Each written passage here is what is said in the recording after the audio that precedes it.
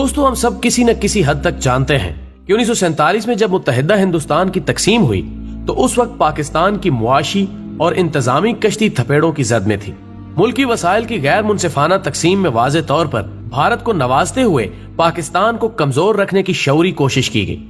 بلکہ اگر یوں کہا جائے تو بے جا نہ ہوگا کہ وسائل کی اس تقسیم کو ان خطوط کی بنیاد پر کیا گیا کہ یہ نوزائیدہ سلطنت خاکم بدہن اپنی چند روزہ حیات مستعار کے بعد خود بخود بھارت ماتا کی گود میں جا گرے۔ لیکن اللہ نے اگرچہ اس کے بچپن میں اسے ظاہری وسائل میں کمزور رکھا، لیکن اس نے اس ملک کے باسیوں کو ایسی صلاحیتوں سے نوازا کہ انہوں نے نہ صرف انتہائی قلیل مدت میں اپنی مادر وطن کو اپنے پاؤں پر کھڑا کیا، بلکہ اسے ایک ایجنسی بھی دی جس کا شمار دنیا کی بہترین بلکہ نمبر 1 انٹیلیجنس ایجنسیوں میں ہوتا ہے۔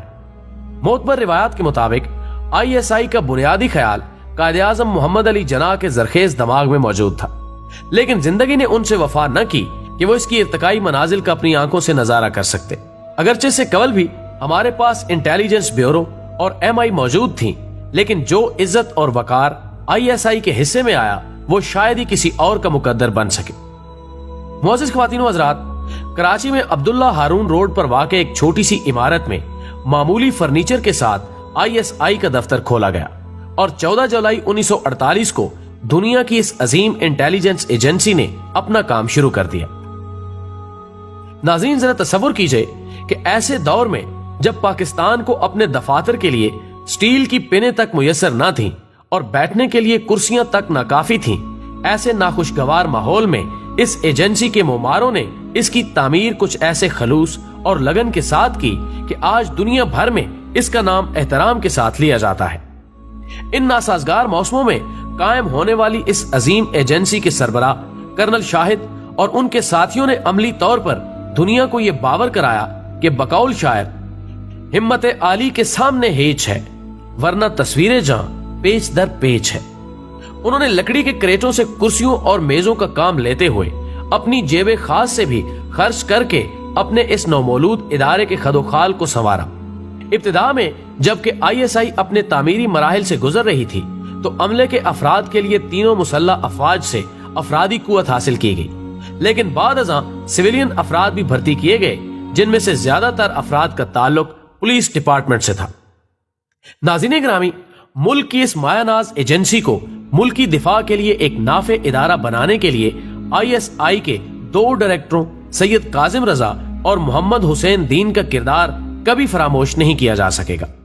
جنہوں نے اپنی پوری توانائیاں صرف کرتے ہوئے اس ایجنسی کے ریکروٹوں کی تربیت کی۔ قوانین و ضوابط کے مطابق ISI کے سربراہ کرن شاہد حامد کی ذمہ داری تھی کہ وہ اس کی کارکردگی کی report chief of army staff کو بھیجے۔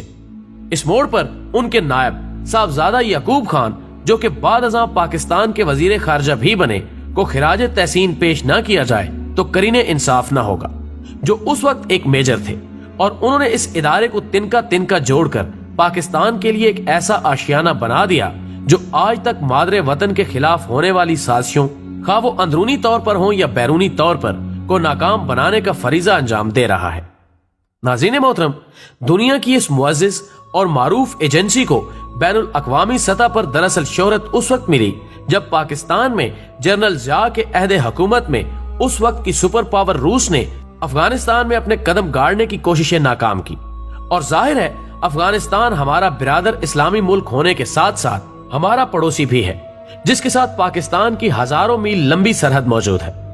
ہم نے روس کے افغانستان پر اس حملے کو اپنی خود مختاری کے لیے ایک چیلنج کے طور پر لیا، اور ایسا کیوں نہ ہوتا کہ اس کے بعد پاکستان کی باری سامنے نظر آ رہی تھی، لیکن اس خونی موسم میں ISI نے وہ کردار ادا کیا کہ سرخ ریچھ کو اپنی بقا پڑ گئی۔ ہر چند اس میں امریکہ کی طرف سے بھی بہت مدد حاصل تھی، لیکن اس جنگ میں ہماری اس انٹیلیجنس ایجنسی کا کردار بنیادی تھا،